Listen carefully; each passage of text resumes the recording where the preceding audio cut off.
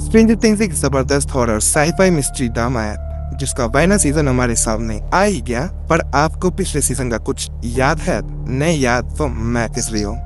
Episode 1 6 नवंबर 1983 को America के Indiana state के हॉकिंस नाम के छोटे से शहर में देखा जाता है कि एक लैब में एक अनजान जीव अटैक कर देता है एक साइंटिस्ट पर। दूसरी तरफ हम देखते हैं Mike Wheeler, Dustin Henderson, Lucas एंड्रेयर और विल बायर्स को। इन सभी की उम्र अराउंड 12-13 साल है और ये सभी माइक के बेसमेंट में खेल रहे हैं डेंजर्स एंड ड्रैगन्स गेम। जिसके बाद वो साइकिल चलाते हुए अपने घर जा रहा होता है, पर रास्ते में उसका सामना होता है उस अजीब जीव से। जिसके बाद विल बायर्स गायब हो जाता है। जब उसकी सिंगल मदर जॉयस बायर्स को समझ आता है कि इसका बेटा विल गायब हो गया है, तो तुरंत जाती है उसके गायब होने की रिपोर्ट लिखवाने पुलिस चीफ जिम हॉपर के पास। जिम विल को ढूंढना शुरू करता है, पर जॉयस बायर्स को भरोसा दिलाता है कि इस छोटे शहर में खोए हुए बच्चे मिल ले जाते हैं। दूसरी तरफ वो लैब जिसमें साइंटिस्ट पर अटैक हुआ था, वहाँ के director doctor Martin Brenner charge कर रहे होते हैं एक अजीब पर जिंदा चीज की जो आ रही होती है लैब के बेसमेंट से। जिसके बाद वो कहते हैं कि वो लड़की ज्यादा दूर नहीं गई होगी।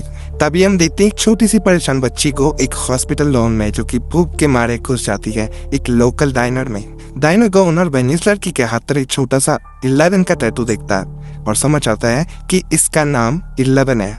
बेनी 11 के लिए सोशल सर्विसेज को फोन करता है ताकि वो बच्ची को उसके घर पहुंचा दे, पर phone lines doctor banner monitor कर रहे होते हैं क्योंकि सोशल सर्विस एजेंट बनकर अपने एजेंट्स भेजते हैं बेनी के डाइनर में। जाते ही वो लोग बेनी को मार देते हैं और ये देखते 11 वहां से बचकर निकल जाती है अपनी टेलीकिनेटिक पावर्स की मदद से। जॉयस के घर में उसको एक फोन कॉल आता है जिसको पिक करते इसका फोन शॉर्ट सर्किट हो जाता है। तब जॉयस मानती है कि ये फोन उसके बेटे विल ने ही किया होगा। वे के दोस्त माइक, डस्टिन और लूकस बहुत दुखी थे अपने दोस्त के खोने की खबर से, इसलिए वो फैसला करते हैं खुद उसे जंगल में ढूंढने जाने का। जहाँ वो लोग मिलते हैं 11 से। एपिसोड 2 में माइक 11 को बाकी सभी के साथ अपने घर ले आता है, जहाँ उन सभी को समझ नहीं आता कि अब क्या करें। माइक प्लान होता है कि 11 ऐसा दिखाए कि वो अपने घर से भाग गई है, पर माइक अपनी माँ से मदद मांगी, पर 11 मना कर देती है, ये बताते हुए कि कुछ बुरे लोग उसके पीछे हैं। वेल का बड़ा भाई जोनाथन अपने भाई को ढूंढते हुए अपने घर से दूर गए पिता लॉनी के पास जाता है इंडियानापोलिस, इस उम्मीद में कि शायद विल वहां गया हो, पर लॉनी मना कर देता है कि विल यहाँ नहीं आया और जोनाथन वहां से चला जाता है। ऑपर एक सर्च पार्टी लेकर विल को ढूंढते हुए लैब के पास पहुंचाता है। उसे कुछ हॉस्पिटल गाउन दिखते हैं। 11 माइक और बाकी दोस्तों को अपनी पावर्स दिखाती है, जिसके साथ साथ वो विल को उसकी फोटो से पहचान लेती है और सभी को समझाती है कि उस पर भरोसा किया जा सकता है। लड़कों को भी तो भरोसा था कि वो विल को ढूंढ सकती है। 11 लड़कों को डेंजर्स एंड ड्रैगन्स का बोर्ड यूज करके समझाती है कि विल अपसाइड डाउन में है, यानी बोर्ड के नीचे, और उसे एक क्रीचर ढूंढ है जिसको सबने नाम दिया डेमोगॉर्गन। दूसरी तरफ माइक की बहन नैन्सी पिलर और उसकी फ्रेंड बारबरा हॉलैंड जाते हैं नैन्सी की बॉयफ्रेंड स्टीव हैरिंगटन की पार्टी में। विल को ढूंढते हुए उसका बड़ा भाई जोनाथन स्टीव देटर के पास आता है और पार्टी की कुछ फोटोज खींचता है। जॉयस को विल की तरफ से फिर एक कॉल आता है, जिसकी वजह से स्टीरियो में गाने बजने लगते हैं और वो देखती है एक दीवार से एक क्रिएचर को आते हुए। स्टीव की पार्टी में बारबरा बाहर स्विमिंग पूल के पास अकेली बैठी होती है कि तभी एक डेमोगॉर्गन उस पर अटैक कर देता है और वो गायब हो जाती है। एपिसोड 3 में बारबरा जाती है अपसाइड डाउन में। हमें दिखता है कि अपसाइड डाउन में एक सड़ती हुई फैलती हुई दुनिया है। बारबरा वहां से भागने की कोशिश करती है, पर डेमोगॉर्गन उस पर अटैक कर देता है। दूसरी तरफ जॉयस का मानना है कि विल उससे लाइट बल्ब के थ्रू बात कर रहा है। हॉपर विल का पता लगाने के लिए हॉकिंस लैब जाता है, जाकर स्टाफ उसे वहां के सिक्योरिटी फुटेज देखने देता है। उस रात थी जिस रात विल गायब हुआ था। उस फुटेज के साथ छेड़खानी हुई थी, जिसकी वजह से हॉपर डॉक्टर ब्रेनर के बारे में पता लगाता है, जहाँ से पता चलता है कि डॉक्टर ब्रेनर का लेना देना प्रोजेक्ट हैम की अल्ट्रा के साथ है। पोर्टेरिया एविस नाम की एक औरत ने डॉक्टर ब्रेनर पर इल्जाम लगाया था कि उसने उसकी बेटी को उससे छीना है। 11 को डॉक्टर ब्रेनर की याद आती है, जिसको वो बुलाती है पापा। डॉक्टर ब्रेनर 11 को पनिश करते हैं जब उनके कहने पर 11 एक बिल्ली को अपनी पावर से नुकसान नहीं पहुंचाती। स्कूल में स्टीव को पता चलता है कि जोनाथन ने उसकी पार्टी कुछ फोटोज खींची थी, जिसके बाद वो उसका कैमरा तोड़ देता है। नैन्सी को बारबरा की फोटोज मिलती है, जिसके साथ फिर समझ आता है कि बारबरा का कहीं आता पता नहीं है। तब वो स्टीव के घर जाती है बारबरा का पता लगाने, जहाँ उसे उसकी गाड़ी दिखती है और उसका सामना होता है डेमोगॉर्गन से, पर नैन्सी जैसे तैसे उससे बच के भागती है। दूसरी तरफ जॉयस अपनी दीवार पर अल्फाबेट लिखकर उन पर क्रिसमस लाइट लगा देती है, जिससे वो अलग अलग लेटर्स पर लाइट जला कर बताता है कि वो वही है। जिसके बाद वो लिखता है रन। क्योंकि डेमोगोगन बाहर दीवार से आ रहा है। दूसरी तरफ माइक और उसके दोस्तों को 11 पर इतना भरोसा हो चुका होता है कि वो उसे बिल तक ले चलने का कहते हैं। 11 उन्हें सीधा बिल के घर ले जाती है और ये देखकर लड़के फ्रस्ट्रेट हो जाते हैं। लेकिन इसी टेंशन के बीच उनकी नजर इमरजेंसी व्हीकल्स पर पड़ती है जो पास की खदान की तरफ जा रही होती है। वहां जाकर उन्हें पानी के अंदर से विल की बॉडी मिलती है। एपिसोड 4 शुरू होता है जॉयस की इस बात पर भरोसा ना करने से कि खदान में जो बॉडी मिली है वो विल की है। ये सब देखकर माइक को फील होता है कि 11 ने उसे और उसके दोस्तों को धोखा दिया है, पर 11 प्रूव करती है कि विल अभी भी जिंदा है। जब वो विल की आवाज माइक को सुनाती है उसकी वॉकी टॉकी के थ्रू, तब माइक, डस्टिन और लुकस को समझ आता है कि वो लोग अपने स्कूल के हैम रेडियो को यूज करके 11 के थ्रू विल से बात कर सकते हैं। दूसरी तरफ नैन्सी नोटिस करती है कि जोनाथन की ली हुई फोटो में बारबरा के पीछे कोई है, जिसपे जोनाथन को समझ आता है कि ये कुछ वैसा ही है जैसा उसकी माँ ने बताया था डेमोगोर्गन के बारे में। तब नैन्सी पुलिस के पास जाती है बारबरा की कोनी की रिपोर्ट लिखवाने।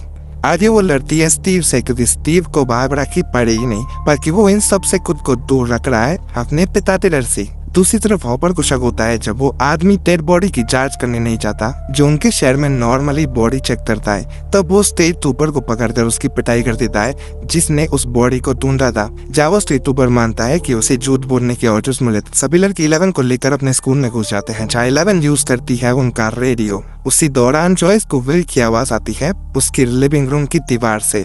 जॉयस तुरंत अपने वॉलपेपर को फाड़ देती है और उसे दिखता है विल। 11 हैम रेडियो से देख पाती है बिल को अपनी माँ से बात करते हुए। दूसरी तरफ हॉपर जाता है मुर्दा घर में और से पता चलता है कि जो बॉडी मिली थी वो फेक है, जिसके बाद वो समझ आता है कि इन सब के पीछे डॉक्टर ब्रैनर का हाथ है। जिसके बाद वो जा घुसता है हॉकिंस लैब में।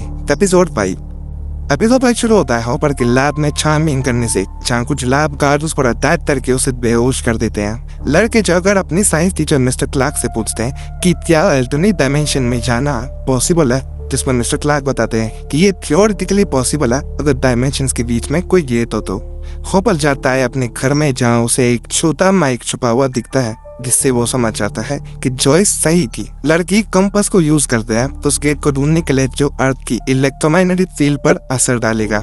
लड़कों के साथ जाते हुए 11 को याद आता है कि कैसे डॉक्टर बर्नर ने उसे एक सेंसरी डिप्रेवेशन टैंक में डालकर टेलीपैथिकली एक रशियन की बातें सुनने के लिए यूज किया था। उस रशियन की बातें सुनते हुए उसका सामना हुआ डेमोगोर्गन से। यही याद करते हुए वो कंपास की डायरेक्शन चेंज कर देती है। लड़के अपने रास्ते से भटक जाते हैं और समझ जाते हैं कि ये 11 का किया था राह है। उसमें लुकस इस बात को बोकी की तरह देखता है, जिसकी वजह से उसकी और माइक की लड़ाई हो जाती। 11 लुकस को रोकने के लिए उसे टेलीपैथिकली दूर फेंक देती है, जिससे लुकस बेहोश हो जाता है और डस्टिन और माइक उसे होश में लाने की कोशिश करते हैं। पर जैसे ही लुकस होश में आता है 11 वहां से भाग जाती है। दूसरी तरफ नैन्सी और जोनाथन टीम अप करके प्लान बनाते हैं डेमोगोर्गन को खत्म करने का। चार जंगल में ढूंढते हुए उनका सामना होता है अपसाइड डाउन की एक छोटी सी गेट से। नैन्सी उस गेट में घुस जाती है और अनजाने में डेमोगोर्गन का ध्यान खींच लेती है। वहीं गेट के बाहर जोनाथन कोशिश करता है नैन्सी को ढूंढने की, जिसके साथ साथ अपसाइड डाउन का गेट बंद होने लगता है। एपिसोड 6 शुरू होता है जोनाथन की जैसी तैसी नैन्सी को बचाने से। यहाँ पर नैन्सी को डर लगता है अकेले रहने में, इसलिए वो जोनाथन को रात को अपने साथ रहने को कहती है।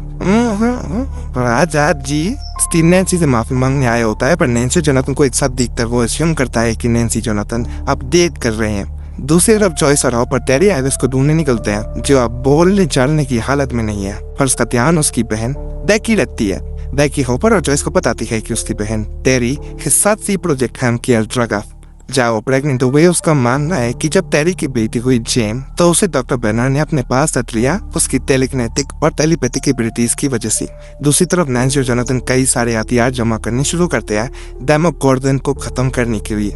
स्टीव कुछ दोस्तों के साथ मिलकर नैन्सी को बुरा भला कहना शुरू कर देता है, जहाँ वो एक पॉइंट पर जोनाथन के भाई विल की भी बेइज्जती करता है, जिसकी वजह से जोनाथन स्टीव की पूरी तरह पिटाई कर देता है। जब पुलिस उसे रोकने की कोशिश करती है तो जोनाथन अनजाने में उनमें से एक को पंच कर देता है, जिसकी वजह से उसे जेल हो जाती है और पुलिस उनके हथियार रख लेती है। माइक और डस्टिन 11 को ढूंढते हुए सामने आते हैं अपने स्कूल बुलीज के, जहाँ उन बुलीज में से एक डस्टिन को खत्म करने की धमकी देता है ताकि माइक नीचे कूद जाए। माइक कूद जाता है, पर तभी 11 माइक को अपनी पावर से बचा लेती है और उन बुलीज में से एक का हाथ तोड़ देती है, जिसके बाद अपनी पावर्स को ज्यादा यूज करने की वजह से 11 बेहोश हो जाती है और याद करती है कि कैसे डॉक्टर बर्नर ने उसे डेमोगोर्गन से कांटेक्ट करने को कहा। और इस वजह से अपसाइड डाउन का गेट खुल गया। तब वो रोते रोते माइक को बताती है कि उसकी वजह से डेमोगोगन इस डायमेंशन में आया। दूसरी तरफ लूका जाता है खुद हॉकिन लैब्स के पास, जहाँ से पता चलता है कि ब्रेनर की एजेंट्स को 11 के बारे में पता चल गया है और अब वो माइक के घर पर अटैक करने वाले हैं। एपिसोड 7 शुरू होता है लूकस के वॉकी टॉकी के थ्रू माइक को बताने से कि कई एजेंट्स 11 को ढूंढते हुए उसके घर आ रहे हैं। माइक, डस्टिन और 11 तुरंत वहां से भागते हैं, जहाँ 11 अपनी पावर से एजेंट्स की कदान को पलट देती है और वो लोग वहां से बच के निकल जाते हैं। लूकस माइक और 11 से वापस दोस्ती कर लेता है और वो सभी चले जाते हैं जंक यार्ड में छुपने। कॉपर जॉयस के साथ वापस स्टेशन में आता है, जहाँ आते ही वो जोनाथन को छोड़ देता है। तब नैन्सी और जोनाथन उन दोनों को बताते हैं जो उन्हें पता है डेमोगोर्गन के बारे में। जब स्टेशन में वो बुली आता है जिसका हाथ टूट गया था, तब हॉपर को पता चलता है 11 के बारे में। तब जॉयस, हॉपर, जोनाथन और नैन्सी मिलते हैं बच्चों से विल के घर पर, जहाँ जॉयस और हॉपर समझ जाते हैं कि 11 ही टेरी एविस की बेटी जेन है। वो सभी 11 को कहते हैं कि वो अपनी पावर से विल और बारबरा को ढूंढे, पर माइक को बचाने की वजह से वो बहुत कमजोर हो चुकी है। तब वो सभी मिडिल स्कूल जाते हैं ताकि 11 की पावर्स को बढ़ा सके। एक खुद के बनाए सेंसरी डेप्रिवेशन टैंक से 11 टेलीपैथिकली घुसती है अपसाइड डाउन में, जहाँ से बारबरा की डेड बॉडी मिलती है और विल दिखता है जिंदा, जो कि अपसाइड डाउन में अपने बैकयार्ड में छुपा हुआ है। तब उन्हें समझ आता है कि अपसाइड डाउन का गेट लैब के बेसमेंट पे है। तब हॉपर और जॉयस घुसते हैं लैब में, पर वो पकड़े जाते हैं सिक्योरिटी गार्ड्स के हाथों। दूसरी तरफ नैन्सी और जोनाथन चुपके से घुसते हैं पुलिस स्टेशन में, पर अपने वेपन्स उठा लेते, जिसके बाद वो प्लान बनाते हैं डेमोगोर्गन को अपनी तरफ लाने के लिए, ताकि जॉयस और हॉपर विल को बचा सके। वहीं अपसाइड डाउन में डेमोगोर्गन विल के फोर्ट में घुस चुका था।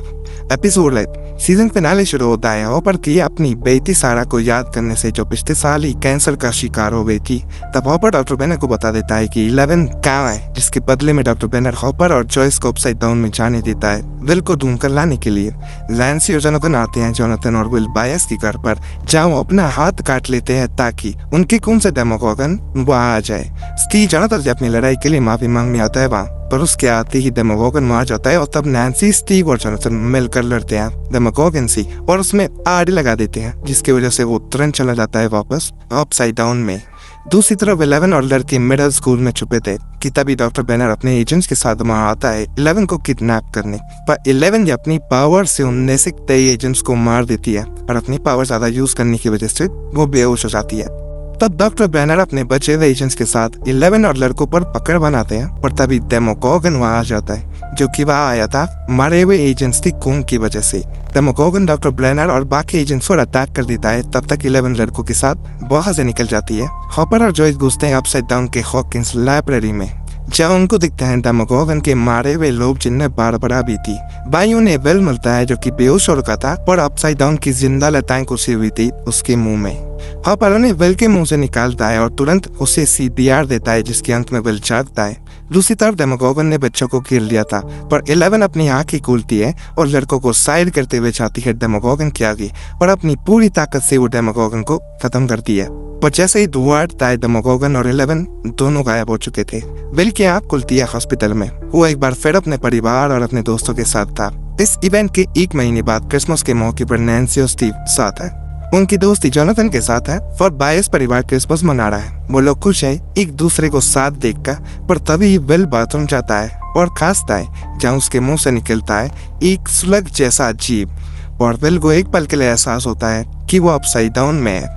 पर सब नॉर्मल हो जाता है और वे चुपचाप अपने परिवार के पास चला जाता है, जैसे कि कुछ हुआ ही ना हो। तो ये था सीजन 1 का रिकैप। अब आप रेडी हो जाओ सीजन 2 के लिए, जहाँ विल पर अभी अपसाइड डाउन का खतरा खत्म नहीं हुआ है।